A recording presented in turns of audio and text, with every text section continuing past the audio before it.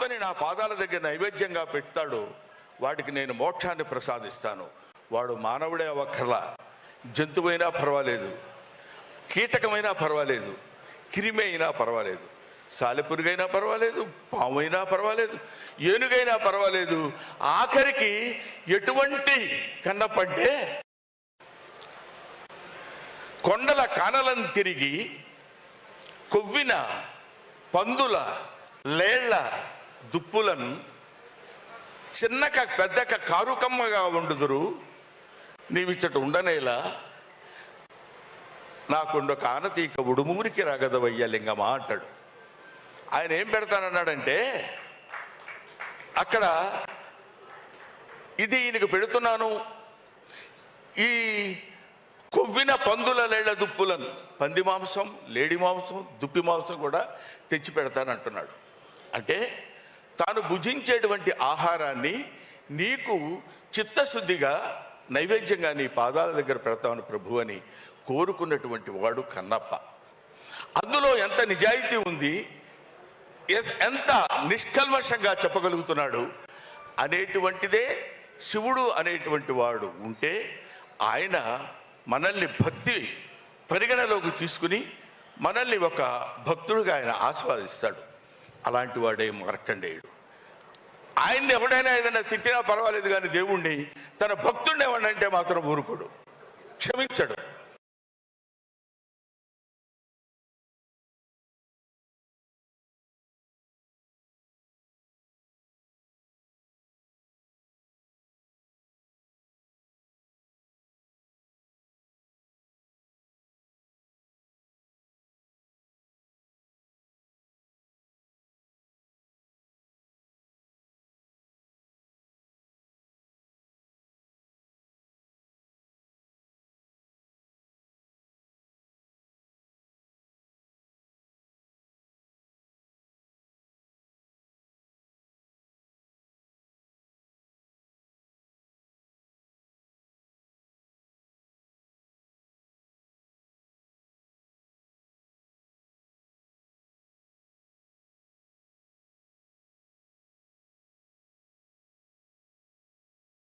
వయసులో అరే నువ్వు నన్ను నమ్ముకుని నా పూజ చేస్తూ నా పాదాలు అర్చిస్తూ నన్ను ఇంతగా పూజించని నీకు ఒక అద్భుతమైనటువంటి పేరు ప్రఖ్యాతులు తెచ్చేటువంటి సినిమా అది కన్నప్ప అనేటువంటి సినిమా. అది ఎవరో కాదురా, నీ రక్తాన్ని పంచుకొని పుట్టినటువంటి నీ బిడ్డ మంచు విష్ణువు చేత ఆ పాత్ర ధరింపజేసి ఒక అద్భుతమైనటువంటి చిత్రాన్ని నిర్మించేటువంటి అవకాశం కలిగింది. అది ఈ మధ్య ఆయన జ్యోతిర్లింగాలు అన్ని లింగాలు దర్శించుకుని వచ్చాడు. ముఖ్యంగా మన కాళహస్తిలో ఉన్నది వాయులింగం. గాలి ఎక్కడైతే ఉంటుందో అక్కడ అన్ని చోట్ల శివుడు ఉన్నాడని చెప్పేటువంటి పరమభక్తి తత్వ చిత్రం కన్నప్ప. అందుకనే దీన్ని గ్లోబలైజేషన్ అన్నారు. గ్లోబల్ అంటే మన ఇండియాలో నార్త్లో సౌత్లో అటు ఇటు అని కాదు.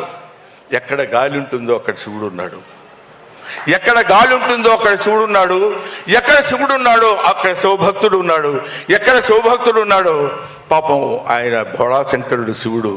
ఆయన ఇవన్నీ పట్టించుకోడు. ఎవడో మనల్ని తిడుతున్నాడు, ఎవడో మనల్ని చేస్తున్నాడు, ఎవడో. అందుకనే జగద్గురు శంకరాచార్య గారు ఒక మాట చెప్తారు. ఏమంటారంటే,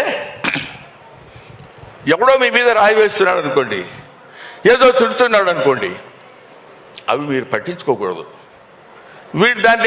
వాడు వేసిన దాన్ని పట్టుకోవడానికి ప్రయత్నం చేస్తే నీ ఎఫర్ట్ నువ్వు ఇబ్బంది పడతావు. దాన్ని వదిలేస్తే అది జారి అక్కడే కొడుతుంది, లేదంటే తిరిగి మళ్ళీ వాడికి తగులుతుంది.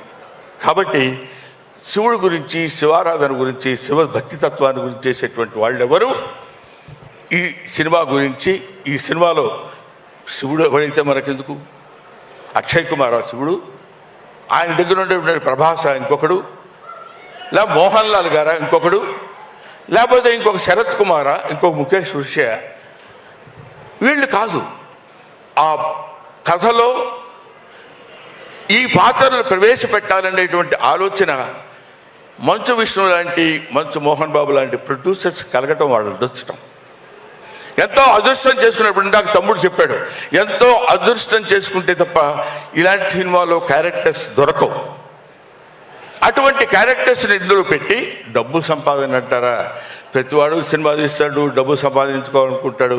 ఆ డబ్బు సంపాదనతో చాలా హ్యాపీగా ఉంటాడు. మంచిది.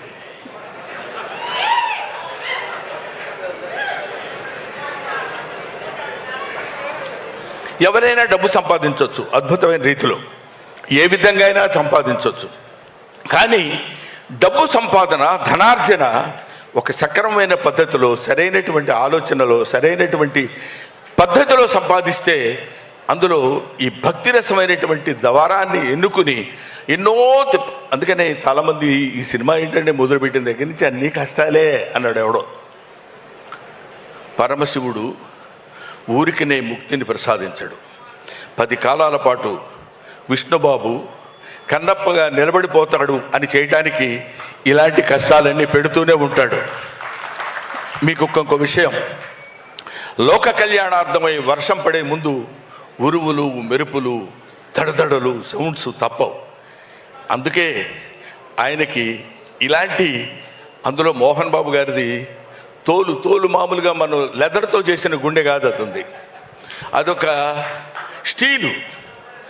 దాన్ని ఎన్నన్నానండి అలా పెట్టి ఊరుకుంటాడు తప్ప కొట్టుకుంటారు, ఆయన్ని కొట్టుకుంటారో అని చెప్పగలిగినటువంటి చావున్నటువంటి వ్యక్తి. దానికి తోడు మోహన్ బాబు గారు ఇన్ని సంవత్సరాల శివపూజ ఫలితంగా తన కుమారుడైనటువంటి విష్ణుబాబుతోటి కన్నప్ప సినిమా తీయాలనుకోవడం ఒక అద్భుతమైనటువంటి ఆలోచన. అది ఆయనకు కలిగిందని ఆయన అనుకుంటాడు, నేను అద్భుతమైన నటన ప్రదర్శించానని విష్ణుబాబు అనుకోవచ్చు, ఇందులో నటించిన వాళ్ళు అనుకోవచ్చు. ఇదంతా ఈశ్వరేచ్ఛ అనేది మాత్రం మనం తెలుసుకోవాలి. ఆయన చేసినటువంటి డిజైన్లో మనందరం చిన్న చిన్న పావులు మాత్రమే, మనం చేసి తీరాలి. నాకు తెలిసి ప్రభుదేవ ఉన్నాడు. ప్రభుదేవాన్ని దీనికి ఎందుకు సెలెక్ట్ చేసుకున్నాడో నాకు అర్థం కాలేదు, నాకు తెలియదు. కానీ ఎప్పుడు ప్రభుదేవ మొట్టమొదటి జగదేక వీరుడు అతిలోక సుందరి చిరంజీవి గారి సినిమాలో అయిన కొరియోగ్రఫీ చేయడానికి వచ్చినప్పుడు విభూతి ఇలా పెట్టుకొని వచ్చేవాడు. ఎవరి కుర్రాడు అనుకున్నాను నేను, అప్పుడు నాకు తెలియదు. అప్పటి నుంచి ఇప్పటివరకు శివభక్తి తత్వులు వాళ్ళ చేతనే ఈ సినిమాలో కొరియోగ్రఫీ చేయించారు. ఇలాంటివి చెప్పుకుంటూ వెళ్ళిపోతే ముఖ్యంగా దర్శకుడు సింగ్ గారు ఉన్నారు. ఆయన, నేను మొట్టమొదటి వెళ్ళినప్పుడు మనిషికి ప్రతివాడికి జ్ఞానమే కాదు అజ్ఞానం కూడా ఉంటుంది, అది కొంచెం ఎక్కువ పాళ్ళు ఉంటుంది. అప్పుడు నాకు అలా పనిచేసి ఈయనేంటి, ఈ డైరెక్టర్ గారు ఏంటి ఇలా తీస్తున్నారు, అబ్బా ఇంకా బాగా అంతటి దాన్ని ఏమంటారు, అజ్ఞానంతో చేసినటువంటి విమర్శలు. ఆ తర్వాత ఆయన విశ్వరూపం చూసిన తర్వాత సినిమాలో what is this, is it Singh film, వా ఫంటాస్టిక్ అనేటువంటి దృష్టికి తీసుకొచ్చినటువంటి దర్శకుడు మిస్టర్ సింగ్. ఆ తర్వాత చాలామంది, ఎంతమంది అద్భుతమైనటువంటి, ఏమో దిగిపోవాలా, వద్దనిపించుకోవడం కోసం చెప్పాను, అది అంతే.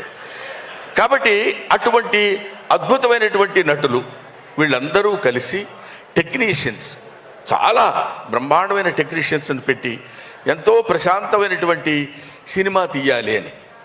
ఆ తర్వాత కొన్ని చోట్ల నేను ఈ మధ్య విన్నాను, అదేంటంటే ఏమండి శ్రీకాళహస్తి న్యూజిలాండ్లో తీయాలా అన్నాడు ఒకడు. మనం ఒక చిన్న ఎగ్జాంపుల్ చెప్తాం మీకు. నేను పంది బురదలో పొర్లాడుతుంది అనుకోండి, చిచి అనుకుంటూ వెళ్ళిపోతాం పక్క నుంచి. అదే ఒక చిత్రకారుడు పంది బురదలో పొర్లాడుతున్నట్టు చిత్రలేఖనం వేసి ఫ్రేమ్ కట్టించి అక్కడ పెట్టాడు అనుకోండి, నిలబడి చూస్తాం. అది కళకి నిజానికి ఉన్నటువంటి తేడా. మన చేత అది చూపించాలి, మనందరం దాన్ని ఇంట్రెస్టింగ్గా చూడాలి అని నేను నటించేటువంటి ఈ సినిమా నన్ను ప్రేమించేటువంటి, శివుణ్ణి ప్రేమించేటువంటి శివారాధకులైన వాళ్ళందరికీ కనులకి ఒక పండుగల, ఒక అద్భుతమైనటువంటి ఫీస్ట్కి కలగజేయాలనేటువంటి ఆలోచనతో అంత దూరం వెళ్ళి వాళ్ళందరినీ తీసుకుని, ఎందుకంటే చక్కగా ఈ పక్కనే దుర్గం చెరువు ఉంది కదా, తీసేస్తే పోద్ది అని అనుకునే వాళ్ళు కూడా ఉండొచ్చు. అనుకోవటం గురించి మనం మాట్లాడద్దు, లెట్ దెమ్ అనుకోవటం వాళ్ళ వంతు, పడటం మన వంతు అనుకుందాం. కానీ వీటన్నిటినీ చూసేవాడు ఒకడు ఉన్నాడు అనుకోవటం మన వంతు, మన అందరి వంతు. కాబట్టి వీ డీ అవర్ జాబ్. భగవద్గీతలో చెప్పినప్పుడు మన పని మనం చేసుకుంటూ వెళ్ళిపోతాం. ఆ రిజల్ట్ ఏది రావాలో ఏది కావాలో ఆ పరమేశ్వరుడికి తెలుసు. అందుకే ఈ సినిమా ఒక అద్భుతమైన విజయాన్ని సాధిస్తుందని నేను మనస్ఫూర్తిగా నమ్ముతున్నాను. నమ్మి తీరాలి ఎవడైనా. ఆ సినిమా చూసిన తర్వాత మరీ ఇంకా తెలుస్తుంది. ముఖ్యంగా come to the artistic points. ముందుగా మోహన్ బాబు గారి గురించి చెప్పాలి. మోహన్ బాబు గారు చాలా గొప్పవాడండి, మంచి నటుడు. 7 సేవలు అంటాడు ఎవరో నీకు చెప్తుంటే, మాకు తెలియదా ఆ విషయం నువ్వు చెప్పాలా అని. మోహన్ బాబు గారు భారతదేశం గర్వించేటువంటి అతి తొమ్మిది నటుల్లో ఒకడు, భారతదేశం నటుల్లో ఉన్నటువంటి వాళ్ళలో ఒకడు.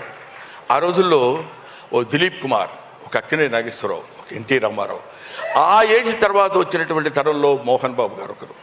ఏమయ్యా నిన్ను హైదరాబాద్ నుంచి పొగిడించుకోవడం కోసం పిలిచాడా ఆయన మీరు అడగొచ్చు. చొక్కా పట్టుకుని అడిగినా నేను చెప్పే పాయింట్ ఒకటే, ఒక డైలాగ్ చెప్పాడు అంటే ఇలాగే చెప్పాలి కదా అనిపిస్తుంది. వోకల్ కార్డ్స్ నాకు అలాగే 10 నిమిషాలు నేను మాట్లాడమంటే మాట్లాడాను. భగవంతుడు ఆయనకి ఇచ్చినటువంటి స్వరం అలాంటిది. ఒక అద్భుతమైనటువంటి స్వరధ్వనిని ఆయనకి ఇచ్చాడు. నటనలో మేము చిన్న కామెడీ వేషాలు వేసుకునేవాళ్ళం. గబగబా ఆయన దగ్గరికి వెళ్ళి ఏంటి గురుగారు, ఉండవాయ్ డైలాగ్ ప్రాక్టీస్ చేస్తున్నాను ఇక్కడ. ఆయన క్యారెక్టర్ చేసేటప్పుడు పాత్రలో ప్రవేశించి అద్భుతంగా నటించి మెప్పించినటువంటి నటుడు అతి తక్కువ మంది ఉంటారు. అలాంటి వాళ్ళలో చెప్పండి డైలాగ్, సరే సరే సరే అని చెప్పేవాళ్ళు ఉండొచ్చు. ఇలాంటి వాళ్ళు అతి తక్కువ మంది నటినట్లు ఉంటారు. అందులో మోహన్ బాబు గారు ప్రథమం. ఇటువంటి వాళ్ళు ఇంకా ఇంకా ఇన్ని సంవత్సరాలు ఏమంటే మీకు ఒక 50 ఉంటాయా? 50 అండి?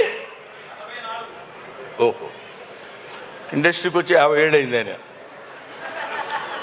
నీకు అనుకుంటా బహుశా. కాబట్టి ఇన్ని సంవత్సరాల సుదీర్ఘమైన ప్రయాణంలో కేవలం నటుడిగా ఒక్కొక్క మెట్టు కామెడీ చేసి మా బొచ్చల్లో రాయేశాడు, విలన్ చేసి మా బొచ్చల్లో రాయేశాడు. Comedy, villain, character artist, hero, ఎన్ని రకాల పాత్రలు ఉన్నాయో అన్నీ చేయగలిగినటువంటి సమర్థత కలిగినటువంటి నటుడు ఆయన మోహన్ బాబు గారు. ఈ సినిమాలో మహాదేవ శాస్త్రిగా ఇందాక మీరు చూశారు. ఆయన యొక్క ప్రావీణ్యత, ఆ నడక, ఆ టీవీ, నిజంగా ఈయన ఎన్ని వేదాలు చదువుకున్నాడు రా బాబు అనిపిస్తుంది. విడిగా ఆయన చదువుకోవాలి, మనకు తెలుసు అది. కానీ అక్కడ ఆయన నేర్చుకున్నటువంటి విద్యతో ఒక అద్భుతమైనటువంటి భ్రమ కలిగించేటువంటి నటుడు మోహన్ బాబు గారు. సరే, ఆయన గురించి పక్కన పెడితే విష్ణుని చూశా. విష్ణు కన్నప్ప అంటున్నారు. అప్పట్లో రాజకుమార్ వేశాడు, ఆ తర్వాత కృష్ణరాజు గారు వేశారు, మళ్ళీ ఇప్పుడు ఇతను అంటున్నారు. వీడు ఏం చేస్తాడు రా బాబు అనేటువంటి ఆలోచన ఉండొచ్చు. నాకే కలిగిందంటే చాలామంది కలిగి ఉంటుందిగా.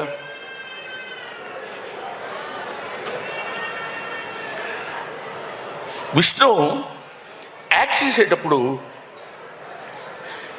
ఏదో చేసేసి వెళ్ళిపోవడం కాదు, ఈ షాట్ అయిపోయిందండి ఓకే అని కాకుండా ప్రతి షాట్ దీనికి డబ్బులు ఖర్చు పెట్టడం ప్రధానం కాదు. మోహన్ బాబు గారు చూడండి, డబ్బు కాదు బోల్డంత చూశాడు ఆయన. మోహన్ బాబు గారికి తెలియని డబ్బు కాదు బోల్డంతా, ఆయనకి తెలియని కీర్తి కాదు బోల్డంత కీర్తి ఉంది. కాకపోతే ఇప్పటికీ ఒక నిత్య విద్యార్థిలాగా ఇలా చేయాలి ఇలా చేయాలని అది పుణికి పుచ్చుకున్నటువంటి వ్యక్తి విష్ణు, అది పుణికి పుచ్చుకున్నటువంటి వ్యక్తి మనోజ్, అది పుణికి పుచ్చుకున్నటువంటి ఆర్టిస్ట్ లక్ష్మి, వాళ్ళ కుటుంబం అంతా అంతే. వాళ్ళు నటించడం ముఖ్యంగా ఈ సినిమాలో, కన్నప్ప సినిమాలో విష్ణుబాబు ప్రతి షాట్కి వెళ్ళి అది చూసుకుని బాగుంది, ఫైట్ ఇది బాగుంటుంది, ఇది ఇక్కడ బాగుంటుంది, ఇది ఇక్కడ బాగుంటుంది, గ్రాఫిక్స్ ఏదో మధ్యలో బాగాలేదు అది ఇది అన్నారు. కాదు, అమెరికా వెళ్ళిపోయి కూర్చుంటాను, గ్రాఫిక్స్ దాని పీక్స్ ఎంతవరకు ఉందో అంతవరకు విఎఫ్ఎక్స్ చేసి తీసుకొచ్చినటువంటి ప్రొడ్యూసర్ మోహన్ బాబుని పేరే కానీ producer come hero, that is Vishnu. అంత కష్టపడ్డాడు అతను. ఈ సినిమాలో నటించిన వాళ్ళు ఇంకా మోహన్ లాల్ తమిళనాడు, ఐ మీన్ మలయాళంలో అతను, శరత్ కుమార్, అక్షయ్ కుమార్, వీళ్ళందరూ వాళ్ళ యొక్క శక్తిని ఎందుకు అంత కష్టపడి ఈ సినిమాలో యాక్ట్ చేశారు అంటే, సినిమాలో ఉన్నది గుండెకాయ, ఆయువు పట్టు, శివుడు పరమేశ్వరుడు. ఆయన నుంచి ఎప్పుడు తప్పించుకోలేము మనం. ఏం చేద్దాంలే అనుకున్నా కూడా ఊరుకోలేము. కాబట్టి అటువంటి నటీనటులు పోతే, అన్నా నువ్వు కూడా వాళ్ళ గురించి చెప్తావు కానీ మేము కూడా యాక్ట్ చేశాం కదా అన్నా అని మన రఘు, మన Saptagiri Raghubabu is versatile artist. మన శివబాలాజీ, ముఖేష్ ఋషి గురించి మనం చెప్పేదే ఉంది. ఈ సచే అంటే ఆయన ఒక ఇందాక అమ్మాయి చెప్పినట్టు స్క్రీన్ మీదకి వస్తే భయంకరంగా ఉంటాడు, బాబోయ్ వీడేంట్రా అన్నట్టు. ఆ తర్వాత అంత సాఫ్ట్ మ్యాన్, అంత ఇది అద్భుతమైనటువంటి నటీనటుల యొక్క కలయిక. ఇక్కడ ఉన్న వాళ్ళ పేర్లే మనం చెప్పుకుంటున్నాం. హీరోయిన్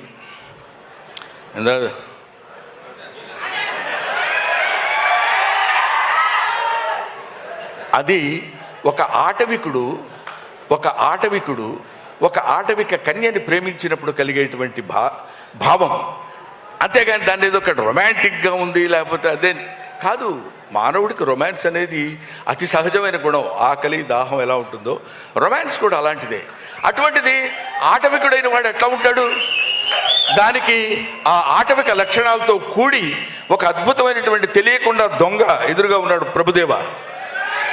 అది గీత దాటకుండా, పరిధి దాటకుండా, చించ్ అది కాకుండా, ఏదేదో ఊపటాలు లాంటివి చేయకుండా అందంగా, అది శృంగారం మితిమీరకుండా చేసి చూపించినటువంటి వ్యక్తి ప్రభుదేవ. అయితే ఒక అద్భుతమైనటువంటి క్యారెక్టర్ చేశాడు. అటు ఆ తర్వాత ఏముంది, సరే చేసేద్దామని కాకుండా కొన్ని నెలలు, కొన్ని రోజులు, కొన్ని నెలలు, ఇంచుమించు 1 సంవత్సరం పాటు బాడీని ఇనప వీటితోటి కొట్టి రాళ్ళలా తేల్చి, అంటే అడవుల్లో తిరిగేవాడు బండవుడు ఎలా ఉండాలి అలాగే ఉండాలని జుట్టు పెంచి, గడ్డం పెంచి, గడ్డం 4-5 రకాలు చూసి ఎలా ఉంటే బాగుంటుంది, ఎలా ఉంటే చేస్తే బాగుంటుందని అద్భుతమైనటువంటి రూపకల్పన చేసిన వాడు విష్ణు. అంత కష్టపడ్డాడు. ఇదంతా మీకు నేను ఎందుకు చెప్తున్నానంటే, ఋషి ఇప్పుడు ఆ శివలింగం, మామూలుగా శివలింగం అంటే మనకు అందరికీ ఒక నున్నమైనటువంటి రూపంలో ఉండేటువంటి శివలింగ స్వరూపం మనకు కనిపిస్తుంది, అది మనకు గోచరిస్తుంది ఎక్కడికి వెళ్ళినా. కానీ అడవిలో ఆ నాగసర్పంతో కూడుకున్నటువంటి శివలింగం పెట్టాలనేటువంటి ఆలోచన ఎవరికి వచ్చిందో నాకు తెలియదు, కానీ వాళ్ళకి శిరస్సు వంచి పాదాభివందన చేస్తున్నాను. ఆయన స్వయంభువుడు అంటే ఆయన కదా. నిజానికి ఒక అద్భుతమైనటువంటి శివస్వరూపం అదే కదా. అక్కడికి వెళ్ళి ముఖ్యంగా భక్తుడిగా ట్రాన్స్ఫర్మేషన్ చెందిన తర్వాత ఆ పాట మనం ఇందాక చూసాం.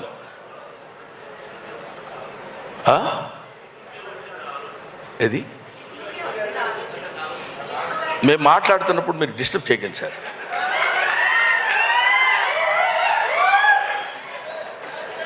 తీసుకో.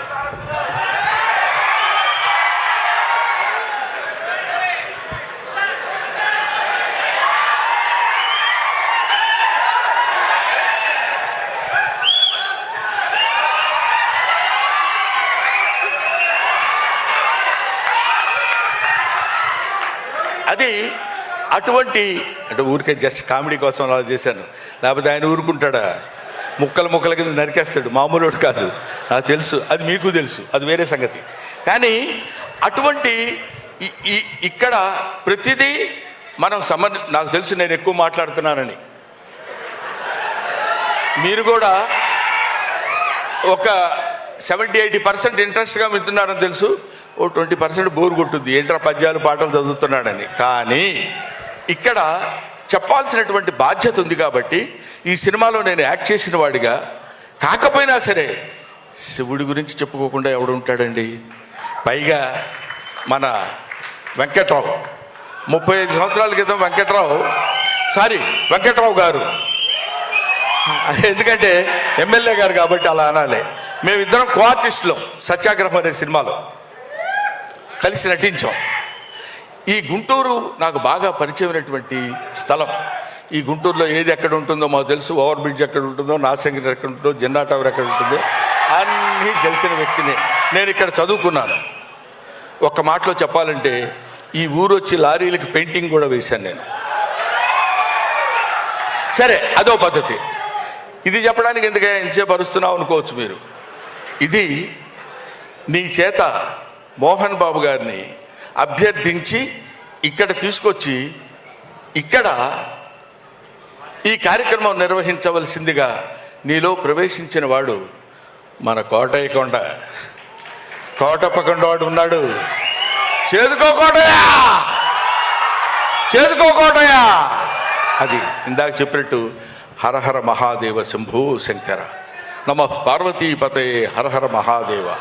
ఆ తండ్రి తలుచుకుని ఇన్ని రకాలైనటువంటి కారణాల వల్ల మనం ఒక అద్భుతమైన రీతిలో ఈ గుంటూరు ఒక అందమైనటువంటి కళలకి కానాచి గుంటూరు ఈ ప్రదేశంలో ఈ కార్యక్రమం నిర్వహించాలని నిర్దేశించిన వాడు సకల సృష్టి స్థితి లయకారుడైనటువంటి పరమేశ్వరుడు, ఈశ్వరుడు. ఆ ఈశ్వరాజ్ఞ వల్ల ఇక్కడ జరిగింది. అందుకనే మనందరం ఇక్కడికి వచ్చి కూర్చొని ఇంత ఆనందించగలుగుతున్నాం.